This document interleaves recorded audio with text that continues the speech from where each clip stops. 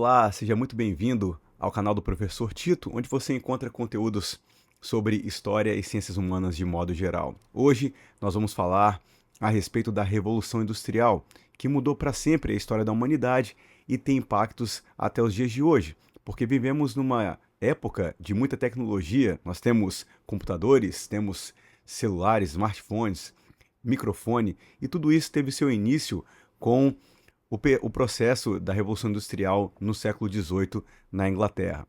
Bem, para você poder compreender melhor esse vídeo, eu sugiro que você dê uma olhadinha no vídeo que fizemos sobre a Revolução Inglesa, porque a Revolução Inglesa preparou o caminho para que a Inglaterra pudesse viver esse processo que ficou conhecido como Revolução Industrial. Então dá uma olhadinha aqui na nossa página e confira o vídeo sobre a Revolução Inglesa, ok? A Inglaterra no século XVIII estava vivendo um contexto bem específico e de muitas mudanças significativas na sua estrutura social, política e econômica. Por exemplo, no século XVIII, a Inglaterra vivia as consequências da Revolução Gloriosa. A Revolução Gloriosa aconteceu em 1688, quando o parlamento britânico, o parlamento inglês, convidou Guilherme de Orange, que era governante da Holanda, para tornar-se rei da Inglaterra. Guilherme de Orange então chega na Inglaterra e logo depois o rei que estava no trono, Jaime II, sai do país, foge do país. E Guilherme, que era casado com Mary ou Maria, assina um documento histórico chamado The Bill of Rights, a Declaração dos Direitos. É com esse documento, queridos, que a Inglaterra se tornou uma monarquia parlamentar, pois esse documento estabelecia os direitos e deveres do rei e também do parlamento, e declarava, deixava bem claro, que o rei não poderia tomar qualquer tipo de atitude sem autorização do parlamento. Mais do que isso, é a Bill of Rights que transforma o parlamento em literalmente o chefe de governo do país. Então nós temos aquela famosa frase: o rei reina, mas não governa, porque agora quem governa de fato o país é o parlamento, liderado pelo primeiro-ministro, e permanece assim até os dias de hoje. Bem, com a Revolução Gloriosa de 1688, a Inglaterra passa a viver um período de grande desenvolvimento econômico também, porque a Revolução Gloriosa trouxe estabilidade política para o país. Basta você lembrar que, mais ou menos 40 anos antes, a Inglaterra tinha vivido uma guerra civil. E qualquer guerra civil vai desestabilizar a estrutura não só política, mas econômica, social de qualquer país. Agora, a Inglaterra está pacificada, não há mais guerra civil. A Revolução Gloriosa conseguiu organizar as leis do país, consolidou o governo do parlamento, padronizou o sistema jurídico do país, garantiu os direitos de propriedade, garantiu também a questão da liberdade religiosa, mesmo estabelecendo o anglicanismo como religião oficial. Então o país viveu agora um período de paz, ok? Um período de paz. E basta lembrar que a Revolução Gloriosa tem esse nome porque foi uma revolução sem derramamento de sangue. A Inglaterra não teve uma guerra para que essa revolução acontecesse, diferente do que aconteceu lá em 1642, quando o país foi mergulhado em uma guerra civil. Então, em resumo, a Revolução Gloriosa trouxe a pacificação do país, trouxe também uma organização das leis, uma organização jurídica e garantiu algumas liberdades e alguns direitos importantíssimos, como a questão da liberdade religiosa e o direito de propriedade. A partir desse momento, nós temos uma época de grandes lucros comerciais, porque a Inglaterra já era uma potência comercial, especialmente por causa da sua marinha, e agora esses lucros vão aumentar ainda mais, porque a colonização da América vai bombar e os lucros com o comércio tanto na América do Sul, América Central, com a África, vão aumentar de maneira significativa. Nessa época, meus caros, nós temos o chamado comércio triangular. Você tinha a Inglaterra comercializando com a América do Norte, América do Central, ou América Central principalmente, e os produtos voltando para a Inglaterra. Se você conferir o mapa que eu vou botar para você aqui, você observa claramente uma forma de triângulo, que nós chamamos na história de comércio triangular. Então você tinha mercadorias da Grã-Bretanha para a América do Norte, América Central, depois voltando para a Grã-Bretanha, para a Inglaterra. Ou da Inglaterra para a América, depois para a África, depois voltando para a Inglaterra, formando no mapa um triângulo. É o comércio triangular. Isso fez com que o mercado, com que a economia inglesa aumentasse ainda mais as suas margens de lucro. Também, queridos, nós precisamos lembrar que houve uma forte influência do processo de cercamentos na Inglaterra. O que eram os cercamentos? Eles também eram chamados de enclosures. Na Inglaterra, havia um comércio muito grande de tecidos. Não é por acaso que a primeira grande indústria da Revolução Industrial foi a indústria de tecidos. E na época, os grandes fazendeiros estavam deixando de usar as suas terras para poder plantar comida, plantar alimento de modo geral, para poderem criar ovelhas, por causa da lã. Então, eles cercavam as propriedades e, ao invés de colocar ali a plantação de alimentos, criavam ovelhas. Havia até um ditado popular na época que dizia o seguinte: na Inglaterra, as ovelhas estão devorando os seres humanos. É uma metáfora, porque na época as pessoas estavam passando necessidades muitas vezes no campo por causa da criação de ovelhas. Bem, o que isso tem a ver com a Revolução Industrial? Nesse período, muitas pessoas que agora estavam sem trabalho no campo por causa dos cercamentos, abandonaram o campo e foram para as cidades. Nós chamamos isso de êxodo rural, a saída do campo para a cidade. Ou seja, os enclosures, os cercamentos, fizeram com que muitos camponeses saíssem do campo e fossem para as cidades em busca de emprego. E isso vai favorecer e muito o desenvolvimento das fábricas e das manufaturas nas cidades. O que vai acontecer então nas cidades? Nós temos na Inglaterra um processo de mudança na forma de trabalho. Como que funcionava o trabalho antes? O trabalho anteriormente, antes da Revolução Industrial, era o trabalho artesanal. Como que era o trabalho de um artesão? Geralmente, era uma pessoa que tinha uma oficina dentro da própria casa e trabalhava com a sua família, sua esposa, seus filhos, em algum tipo de arte. Por exemplo, marcenaria ou como um sapateiro. Então, era alguém que fazia um produto com as próprias mãos. E no caso do artesão, todo o processo de produção, desde o início até a finalização, era da responsabilidade dele. Ele comprava a matéria-prima, ele preparava o produto, e aí quando um cliente chegava para poder encomendar um produto, ele tirava as medidas do cliente, estipulava o prazo, e depois do prazo o cliente voltava e recebia o seu produto pronto, feito sob medida. Então o trabalho artesanal era um trabalho onde o profissional cuidava de todas as etapas da produção, desde a matéria-prima, desde o seu preparo, das medidas, até o produto ficar pronto. Esse era o trabalho artesanal. Durante a Idade Média e início da modernidade, os artesãos chegaram a se unir nas famosas corporações de ofício para poder um ajudar o outro e também para padronizar os preços dos produtos. Porém, agora, no século XVIII, na Inglaterra, nós temos uma mudança, que é o surgimento da manufatura. O que era manufatura? Seguinte, agora, ao invés do artesão cuidar de todas as etapas da produção, ele vai trabalhar para alguém. Nós temos aí as pessoas com dinheiro, que geralmente são chamadas de burguesia, os homens que ganhavam, obtinham lucros com o comércio.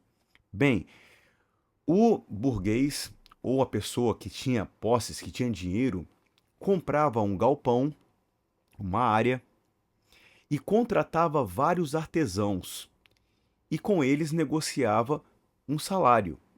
Ou seja, o artesão que trabalhava em casa agora vai sair de sua casa para trabalhar em um local específico para uma pessoa específica que vai pagar para ele um salário.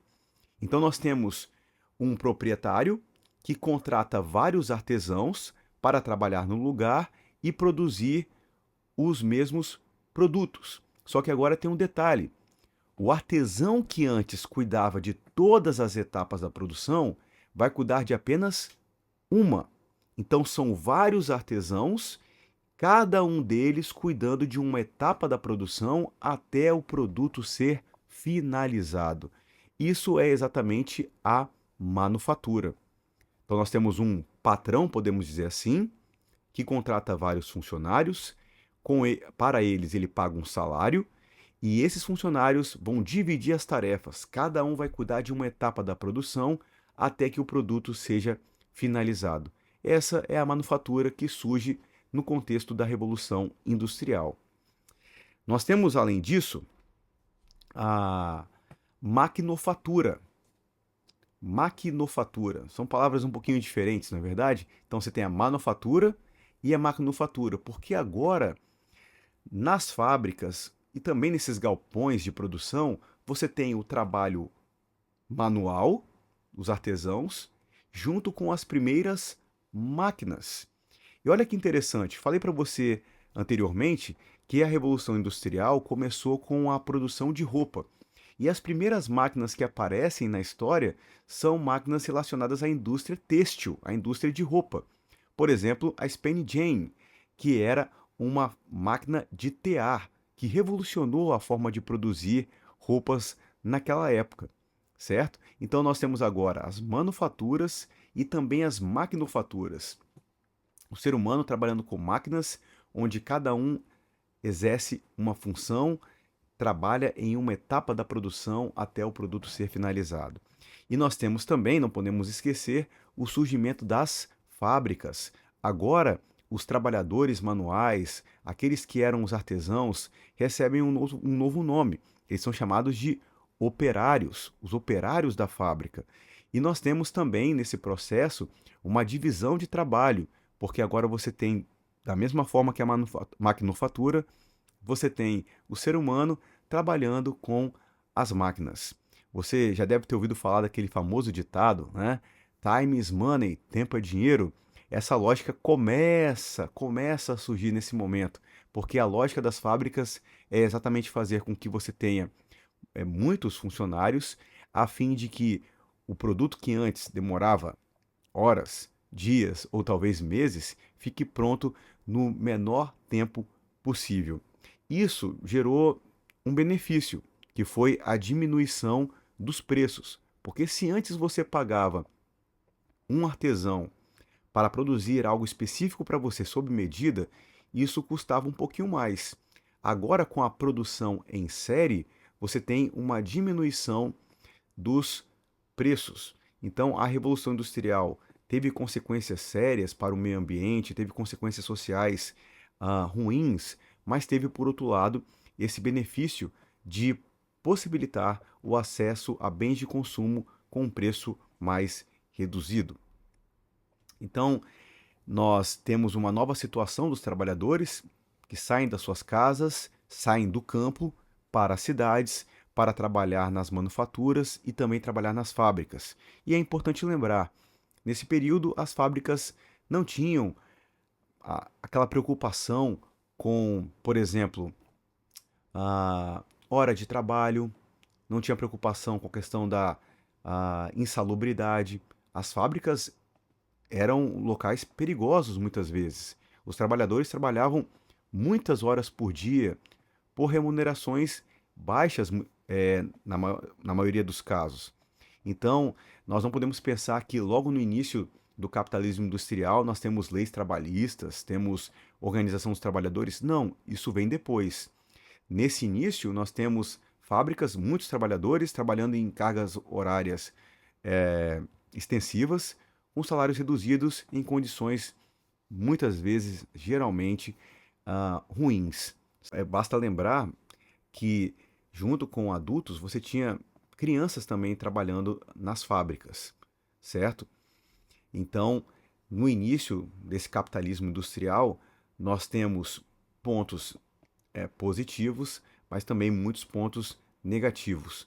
A longo prazo, nós veremos que as consequências da Revolução Industrial foram, sim, mais positivas do que negativas. Nós temos que analisar o passado, observando o que aconteceu de imediato, mas também as consequências no médio e longo prazo. E não podemos negar, no médio e longo prazo, as consequências da Revolução Industrial para a sociedade como um todo, tá? Não apenas para a burguesia ou para os ricos, não, para a sociedade como um todo, ela teve consequências realmente benéficas e positivas no médio e longo prazo. Diante da situação dos trabalhadores, nós tivemos alguns movimentos de organização dos trabalhadores, dos operários, buscando melhores condições de trabalho. Alguns desses movimentos foram um pouco mais radicais. E, por exemplo, se você vai fazer uma prova para o IFES ou uma prova de vestibular ou Enem, esses movimentos podem aparecer na sua prova, que são o ludismo e o cartismo. O ludismo tem esse nome porque foi organizado por um operário chamado Ned Ludd. E esse movimento foi um movimento contra as máquinas. Os seguidores aí do Ludd invadiram as fábricas no ano de 1811 e começaram a quebrar as máquinas, porque viam nelas a causa dos seus problemas, certo? Então o ludismo foi um movimento organizado por Ned Ludd contra as máquinas, ok? E um segundo movimento foi um movimento chamado de cartismo, porque em 1830 uma associação de trabalhadores da cidade de Londres divulgou uma carta com uma série de exigências, como, por exemplo, a melhoria da condição de trabalho nas fábricas e, especialmente, uma maior participação dos trabalhadores nas decisões políticas do país, certo? Então foram os primeiros movimentos organizados exigindo direitos para os operários no contexto da Inglaterra no século XVIII e XIX. Bem, então, a Revolução Industrial teve o seu início aproximadamente em 1750, 1760, na Inglaterra, ok? Na Inglaterra, nas cidades inglesas, num contexto de êxodo rural por causa dos cercamentos, em um contexto de desenvolvimento econômico graças à estabilidade política gerada pela Revolução Gloriosa, que organizou definitivamente o sistema político e também jurídico do país, dando a estabilidade necessária para que o país vivesse um amplo desenvolvimento econômico na época. A Inglaterra era uma nação realmente que tinha características e elementos que favoreceram o desenvolvimento do capitalismo, ok? Por exemplo, logo após a Revolução Gloriosa, houve a organização do Banco da Inglaterra e a criação de uma nova moeda. Então, o país colheu bons frutos dessa revolução, frutos tanto na questão política quanto na questão econômica. E, para finalizar, temos a questão das reivindicações dos trabalhadores, que foram, por exemplo, o ludismo e o cartismo, e logo depois a organização dos primeiros sindicatos, a organização de trabalhadores defendendo e reivindicando melhorias na sua condição de trabalho.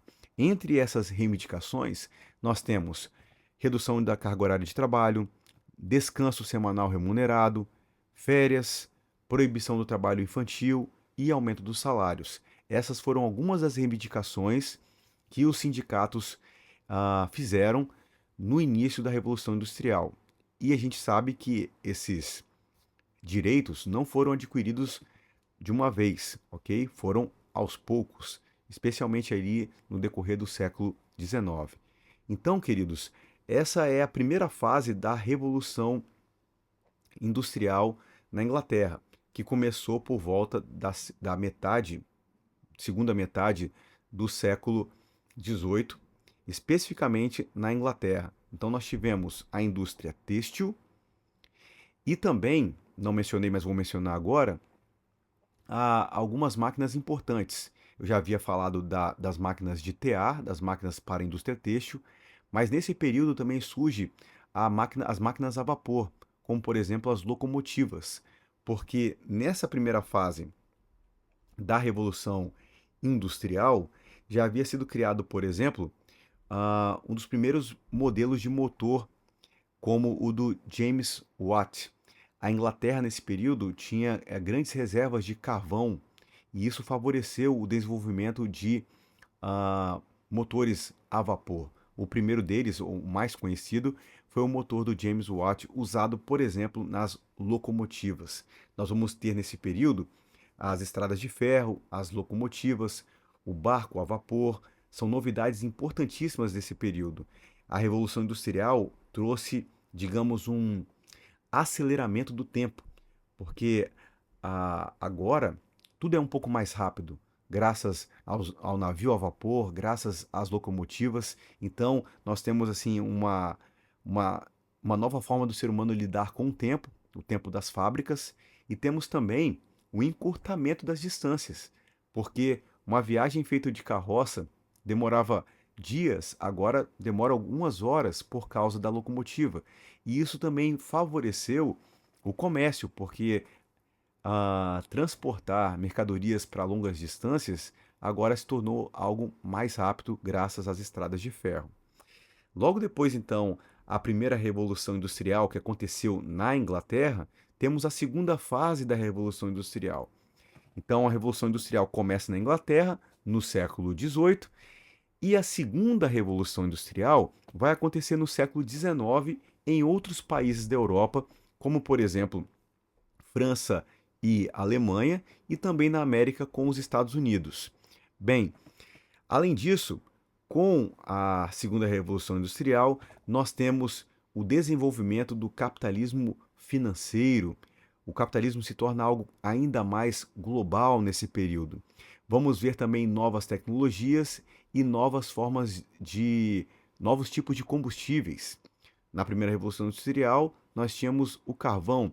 Agora, na segunda Revolução Industrial, nós temos a eletricidade, a explosão a diesel, a linha metálica de aço, temos os navios com casco de aço mais resistente, temos o transporte ferroviário sendo organizado em vários países, temos o cartão postal e o telégrafo.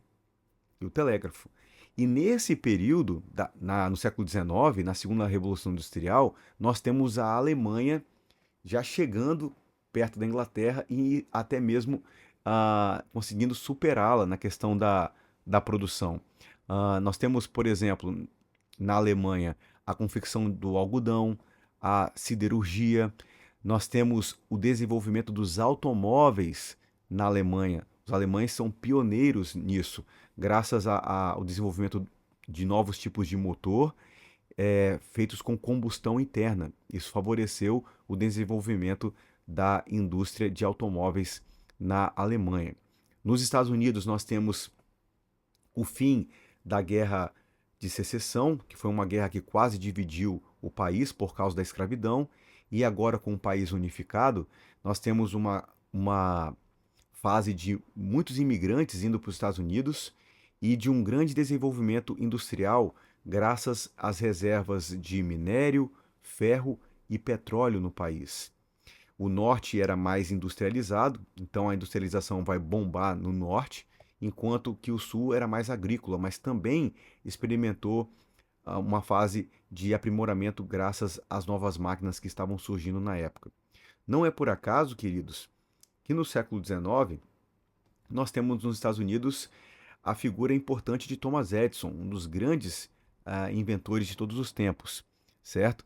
Ah, mas o Edison não entra nessa história sozinho, porque nesse mesmo contexto nós temos o Lewis Latimer, que foi o responsável pela criação do filamento, aquela cordinha, digamos assim, que você vê dentro das lâmpadas, que foi utilizado pelo Thomas Edison para o desenvolvimento da lâmpada elétrica. Então, veja como o mundo está mudando em vários aspectos.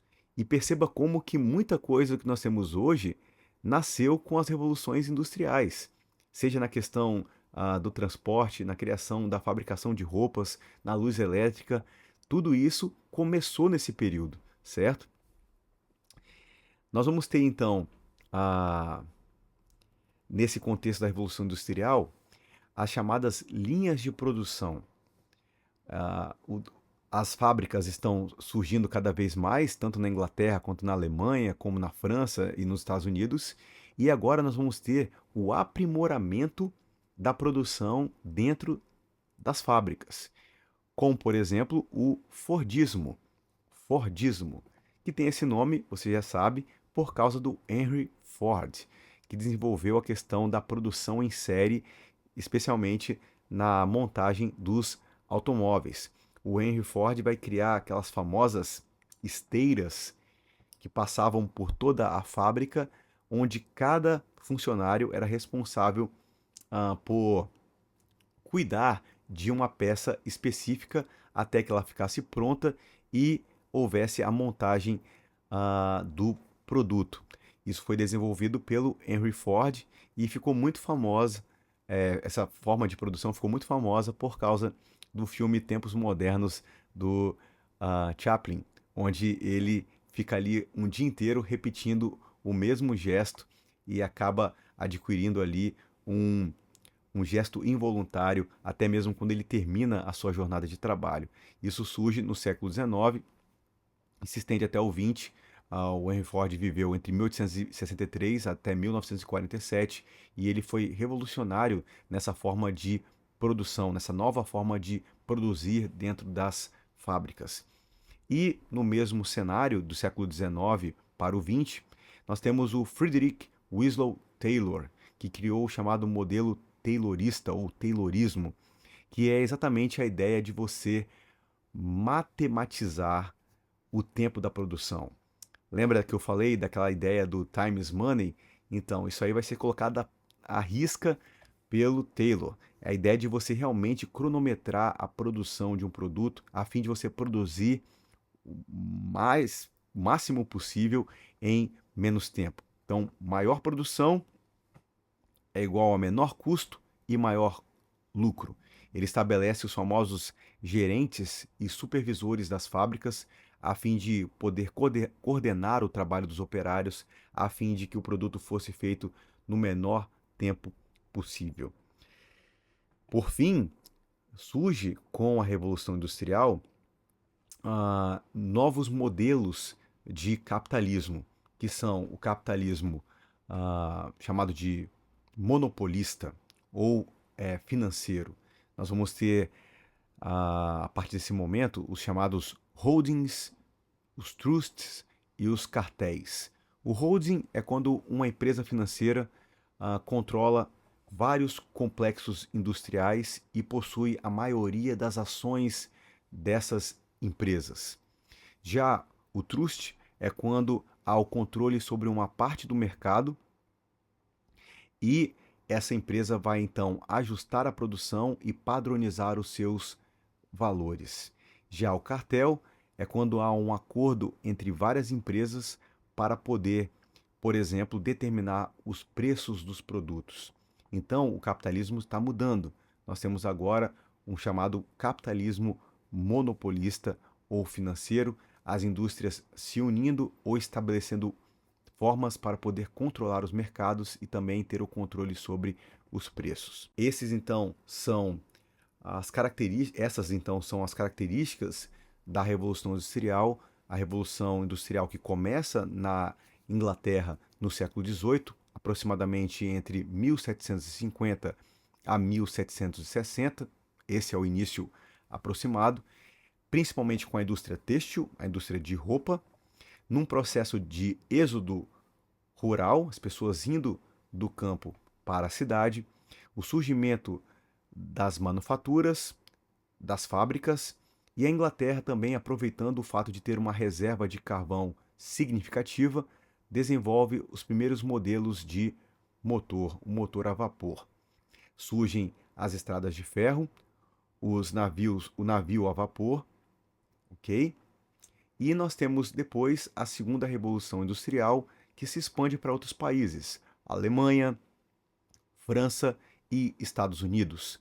Temos a fabricação de carros, temos o navio com casco de aço, entre outras novidades, e a eletricidade, que vai ser desenvolvida nessa época, e também personalidades importantes como Thomas Edison e a criação da lâmpada elétrica, e o aprimoramento do trabalho nas fábricas com o Taylorismo e o Fordismo. Ok, pessoal? Espero que você tenha gostado desse vídeo. Conto com seu apoio. Deixe seu comentário, curta. Se ainda não se inscreveu, se inscreva nesse canal e divulgue esse vídeo com seus amigos e familiares. Eu sou o professor Tito e aqui no nosso canal você encontra conteúdo sobre história e ciências humanas de modo geral. Muito obrigado pelo seu apoio. Até uma próxima. Fique com Deus e um grande abraço.